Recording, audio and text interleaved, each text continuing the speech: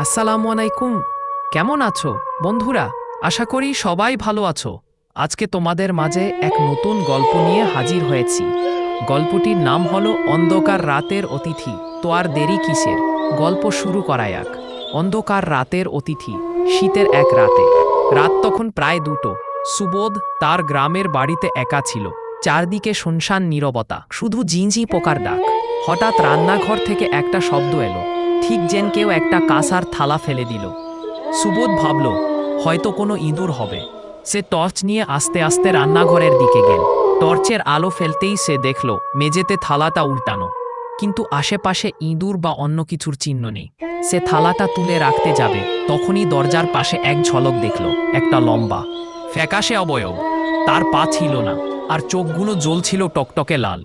সুবোধের মুখ থেকে কোনো শব্দ বের হলো না। সে ভয়ে সেখানেই জমে গেল। অবয়বটা আস্তে করে ফিসফিস করে বলল, আমার খিদে পেয়েছে।